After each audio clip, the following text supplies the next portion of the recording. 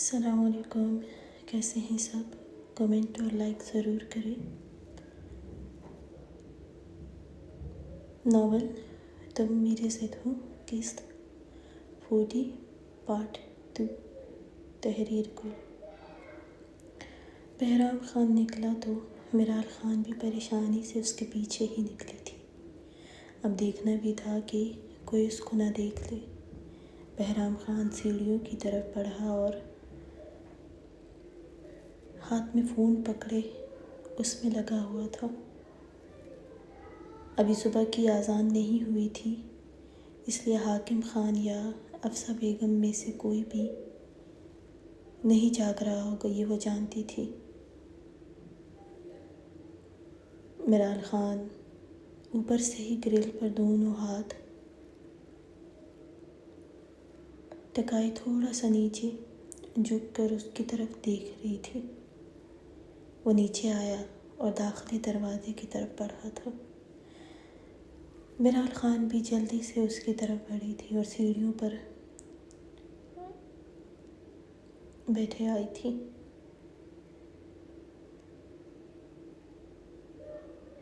حویلی میں وہی رات والی خاموشی اور اندھیرا تھا۔ بہرام خان تیز قدموں کی چاک پر پیچھے دیکھا۔ میرال خان بڑی تیزی سے اس تک پہنچی تھی۔ میرال خان گہری گہری سانس لینے لگی اور اس کے قریب کھڑی ہوئی تھی۔ پلیز فون مت یوز کریں اور چلے جائیں، میرال خان نے آہستہ سے کہا تھا۔ ابھی وہ کچھ کہتا کہ کچن سے کچھ برتن کی آواز آئی تھی۔ دونوں نے چونک کر اس طرف دیکھا تھا۔ ویسے تو اندھیرا تھا، لیکن اگر کوئی ملازمہ تھی تو یہاں بھی لائٹ لگا سکتی تھی۔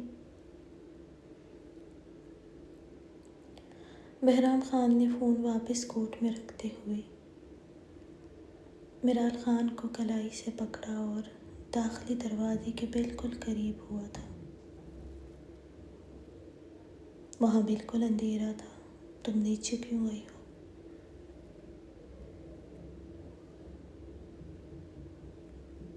بہرام خان نے اس کو دیوار کے ساتھ بالکل لگایا اور اس کے بالکل سامنے کھڑا ہوا تھا کہ کسی کو کچھ نظر نہیں آتا۔ میرال خان کا چہرہ بالکل اس کے سینے سے لگا تھا۔ کچھ دیر وہ دونوں ویسے ہی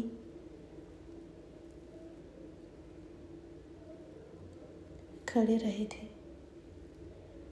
میرال خان کا تو سانس رکا تھا اور کچھ بہرام خان کے وجود سے اٹھتی خوشبو اس کو اپنے حواسوں پر سوار ہوتی محسوس کر رہی تھی۔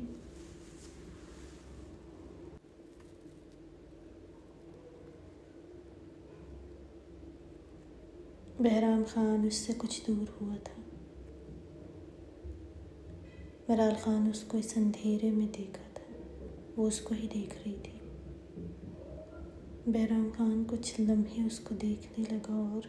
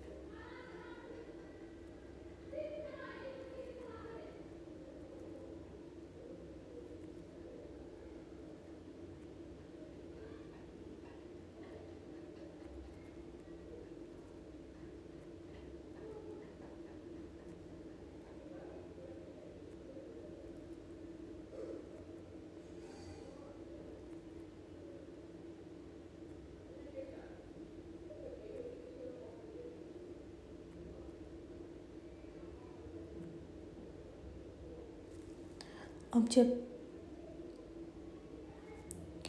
اتنی آئی ہی ہو تو نیچے تو کچھ مجھے بھی لینا چاہیے تھا نا۔ ویسے تمہیں خوف مجھے اتنا تو دینا ہی، خود مجھے اتنا تو دینا ہی چاہیے تھا۔ رات بھر اپنا وقت، اپنا کام چھوڑ کر تمہیں پیپر یاد کروایا ہے۔ بہرام خان نے اس کے کان میں سرگوشی کرتے ہوئے دبایا تھا۔ مرال خان نے بھی سرگوشی میں اس کو پکارا تھا۔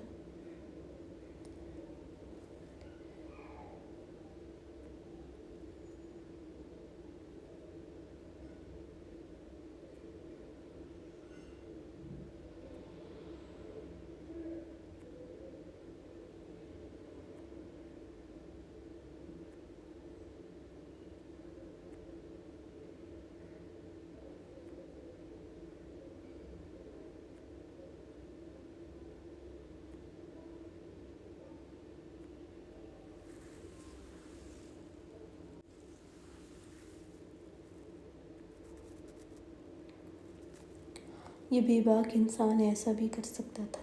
وہ اب نیچے آنے پر پچھتائی تھی۔ بہرام خان نے اس کے دونوں ہاتھ اپنی گرفت سے آزاد کیے اور پیچھے ہوا تھا۔ جاؤ، ورنہ پھر میں واپس تمہارے ساتھ اوپر جاؤں گا۔ بہرام خان نے سرگوشی کی۔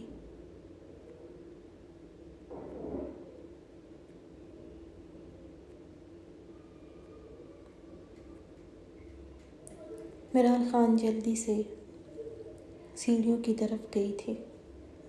اوپر آتے ہی مرال خان سانس روکے کھڑی ہوئی تھی، اس کی طرف دیکھا تھا۔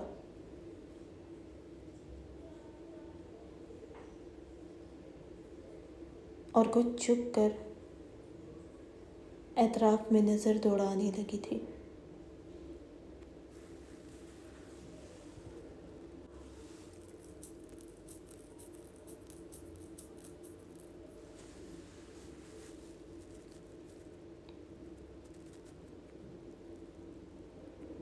کہ کوئی آیا تو نہیں تھا یا کسی نے دیکھا تو نہیں ہے، لیکن وہ دروازہ کھول کر فون کان سے لگائے نکلا تھا۔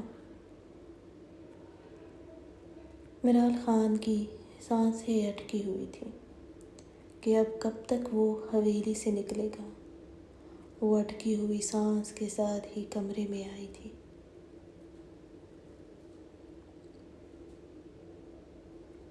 جہاں اس نے سب کچھ پھیلا کر رکھا تھا۔ وہ چلتی ہوئی بیڈ تک آئی تھی، اپنے تیزی سے دھڑکتے دل پر ہاتھ رکھا تھا اور گہری سانس لی تھی۔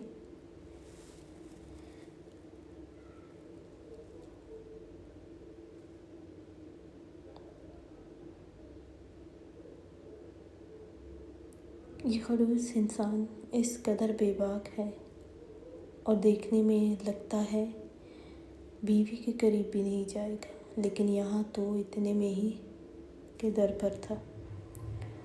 اس کے ساتھ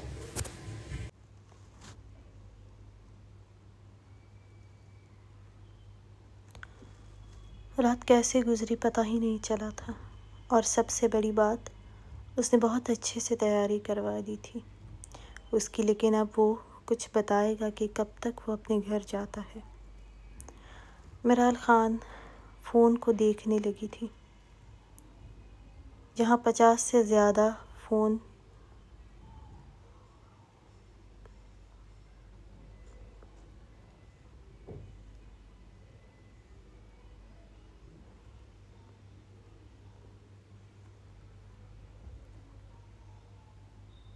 نورین کے اور کومل کے آئے تھے،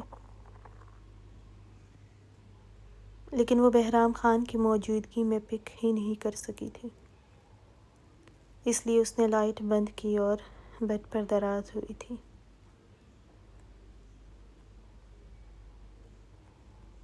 ذہن پر بہرام خان ہی سوار تھا۔ وہ بے اختیار مسکرائی تھی۔ نے لبوں پر ہاتھ پھیرا تھا۔ اس کا لمس محسوس ہوا تھا جیسے وہ اب انتظار کر رہی تھی کہ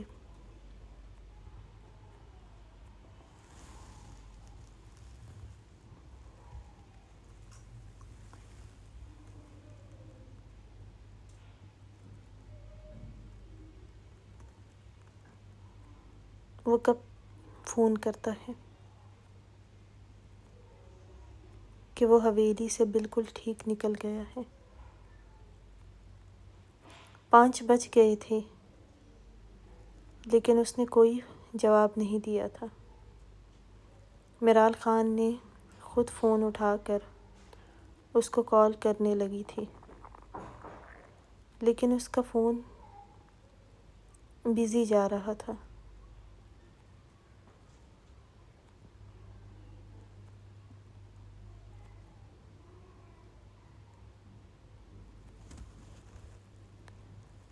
میرال خان فون واپس سائڈ ٹیبل پر رکھا تھا۔ دل میں یہ سوچ کر ہی بے چینی سے ہونے لگی تھی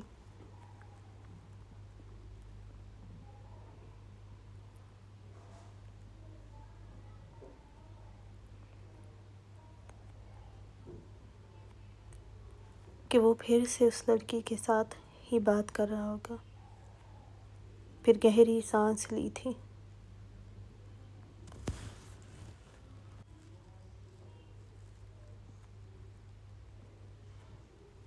بہرام خان، اظہار تو میں بھی تب ہی کروں گی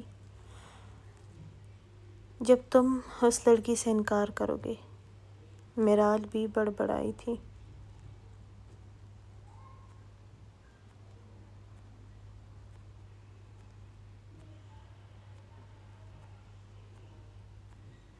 پھر اس نے 8 بجے تک اٹھنا تھا، اس لیے کمفرٹر خود پر برابر کرتی سونے لگی۔ پوری رات وہ کل کا دن جاگنے کے بعد نیند بھی بہت اچھی آئی تھی۔ بہرام خان تیمور خان کے کمرے سے فائل کے بہانے آیا تھا۔ آتے ہوئے وہ گاڑی باہر ہی روک کر آیا تھا، اس لیے کسی گارڈ کو پتہ ہی نہیں چلا تھا کہ وہ آیا تھا، اور جاتے ہوئے اس نے اپنے کوٹ سے فائل نکالی تھی، جسے پکڑے وہ باہر نکلا اور گاڑی میں بیٹھا تھا۔ گارڈز بھی سمجھ گئے تھے کہ حویلی سے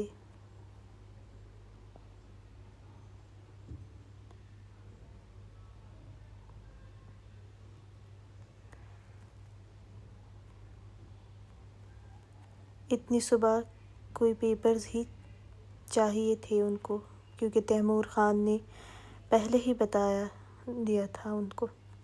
اور ویسے بھی بہرام خان کا آنا بالکل نارمل تھا حویلی میں، بلکہ سب کا پسندیدہ تھا۔ وہ فون کان سے لگائے ہی گاڑی میں بیٹھا تھا اور نکلا تھا وہاں سے۔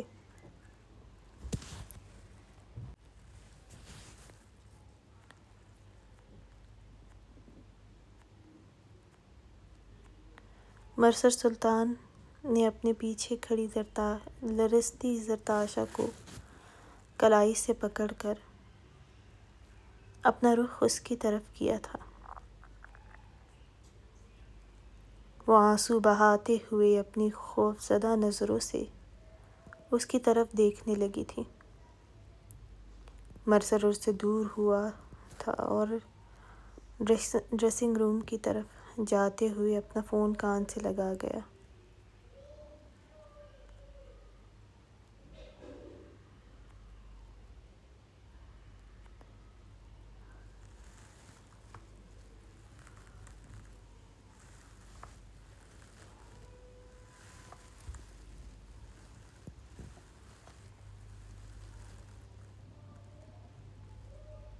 اب کمرے کا دروازہ نہیں کھلنا چاہیے کسی بھی صورت۔ وہ شاید اپنے ملازم سے بات کر رہا تھا۔ زرتاشا بیڈ پر بیٹھتے ہوئے مرثر کی پشت کو دیکھنے لگی تھی۔ وہ ڈریسنگ روم میں گیا تھا۔ زرتاشا نے اپنے آنسو صاف کیے تھے اور شکر کیا تھا کہ مرسر نے اب بھی بچایا تھا، ورنہ وہ ایک دفعہ پھر سے اس کو مارتی۔ ابھی وہ ویسے ہی بیٹھی تھی کہ مرسر اچھے سے کپڑے پہنے واپس کمرے میں آیا تھا۔ زرتاشا نے پھر اس کی طرف دیکھا تھا، وہ خوشبو بکھیرتا ہوا دروازے کی طرف بڑھا تھا۔ سنیں؟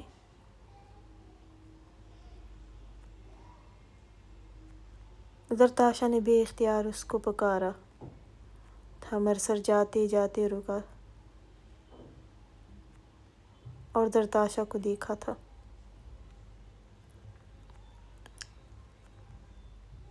مجھے کپڑے چینج کرنے ہیں۔ اور زرتاشا نے نظریں جھکائی تھی اور اس کی بھاری آواز گونجی تھی، اور پلیز آپ مت جائیں نا۔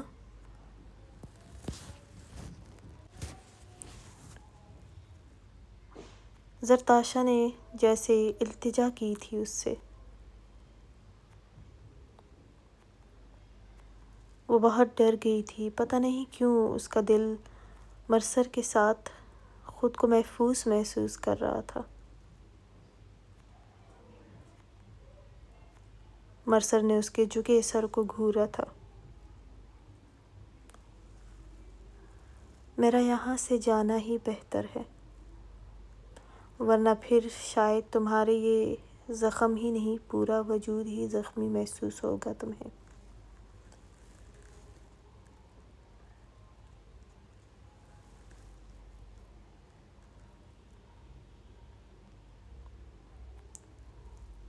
ابھی تو صرف پاؤں ہے، پاؤں اور ہاتھ میں درد محسوس ہو رہا ہے۔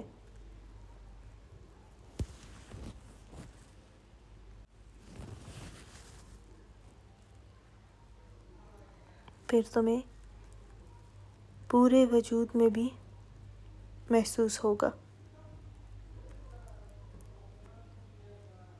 کیونکہ مجھ میں رحم نہیں ہے۔ اس لیے مجھ سے رکنے کی اس دن بات کرنا جس دن تمہیں اپنے پورے وجود پر تکلیف سہن کر سکو، کیونکہ تم میری ضد ہو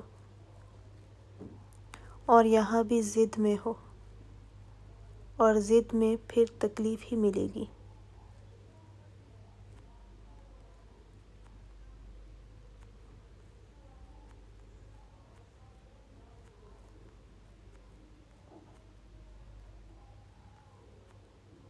مرسر کہتے ہوئے آہستہ آہستہ چلتا ہوا بھاری قدم اٹھاتے ہوئے اس کے قریب آیا تھا۔ زرتاشا بیڈ پر بیٹھی تھی اور وہ بالکل اس کے سامنے کھڑا ہوا تھا۔ زرتاشا کا دل گھبراہٹ سے ہی دھڑکنے لگا تھا۔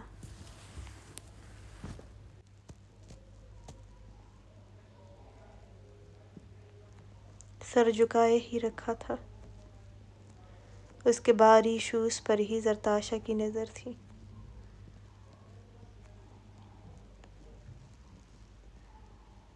مرسر نے اس کی تھوڑی کے نیچے ہاتھ کی پشت رکھتے ہوئے اس کا سر اوپر کیا تھا۔ زرتاشا نے گھبرا کر پلکیں اٹھا کر اس کے سخت چہرے اور بلو آنکھوں کو دیکھا تھا، جہاں نرمی نہیں تھی بلکہ ایک سرد پن تھا۔ بے فکر رہو، تم مرسر سلطان کے کمرے میں ہو، اب یہاں میری مرضی کے بنا کوئی نہیں آئے گا۔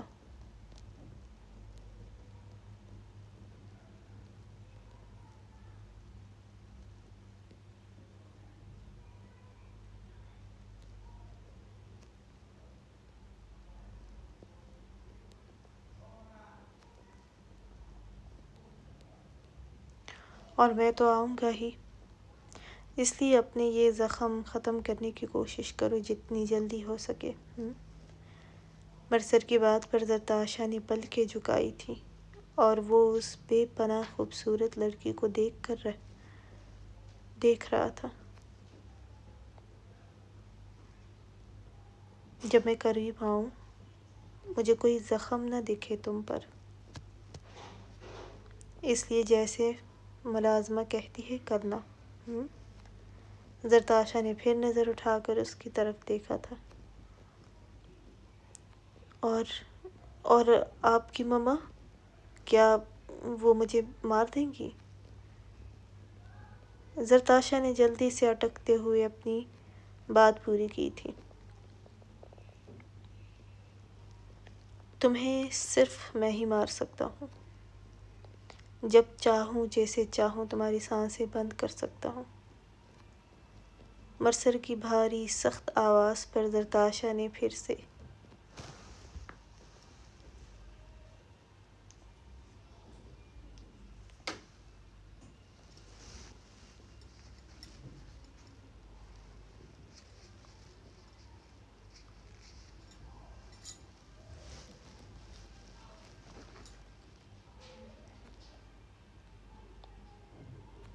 اس کی طرف دیکھا تھا۔